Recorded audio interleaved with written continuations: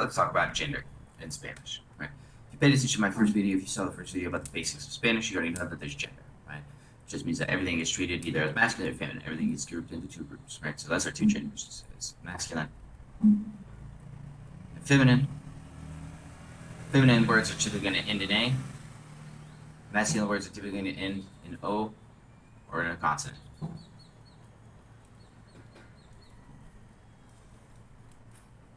Right. Now, there's lots of words. There's lots of words that end in E, right? Like carne, leche.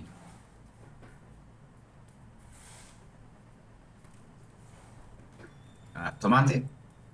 These words can fall into either group, right? So there's really no rhyme or reason. There's really no trick to help us tell. Right? These are words we kind of have to memorize, right? There are also some words like mano, which is feminine, la mano, even though it ends in A, O, and el sofá, which is masculine, even though it ends in A, right? And so with words like this, these are words that we just have to remember. We have to learn them based on using them, right? Learn them as masculine and feminine, and there's no real tricks to help us out, right? However, my suggestion is pick one and stick with it, right? If you don't know, assume it's masculine or assume it's feminine and just go with it, right? I promise you that, especially in the beginning, the difference between saying, for example, if you mess up and say el mano instead of la mano, that is not going to cause any confusion. Not enough to where a native speaker is not going to know what you're saying, right? It's the difference between saying, hand me a napkin versus hand me the napkin, or hand me those napkins, right? One might be better depending on the context, right? But if you use the other ones, it might sound a little unnatural, a little stiff, but nobody's going to be confused by what you want, right? Same thing here.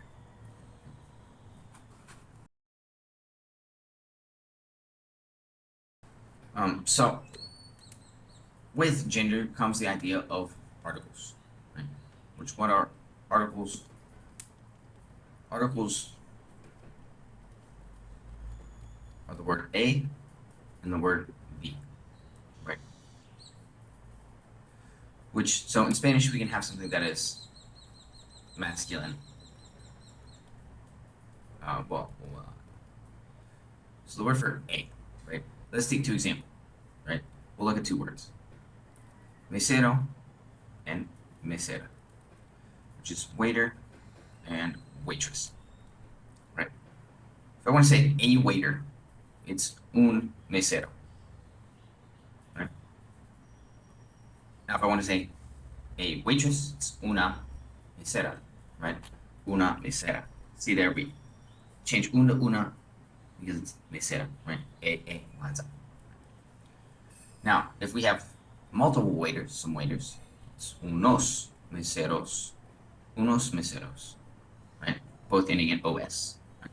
And then feminine waitresses, unas meseras. Right? So our words for a are un, una, unos, and unas. Right? There's our words for the is el, la, los, and las, right? So for example, el mesero, the waiter, but la mesera, both ending in A. Right? Los meseros, both ending in OS. Las meseras, both ending in AS, the waitresses. Right? This is something that crops up in Spanish all of the time, and it's very important to know. It's very important to know. It's very important to get it right. Will it cause the worst confusion in the world? No. Should we try and strive to get it correct all the time? Yes, absolutely. Because it could change as we go, different things, right? So it's best to get to have it now versus thinking, it doesn't matter. Have that mentality. And then in the end, it does matter, right? Once we get out of this beginner stage, and we have to go back and relearn things, right? So, thank you guys so much for coming to class, talking with me about gender and articles. Ha sido un placer tenerlos acá. Espero que tengan un buen día. Espero verlos pronto en clase. Muchas gracias por asistir. y espero que tengan un buen día. Thank you guys so much. Leave me a like, leave me a follow, leave me a comment. If you have any suggestions for future videos, please let me know. And if not, have a great rest of your day, and I look forward to seeing you soon in class.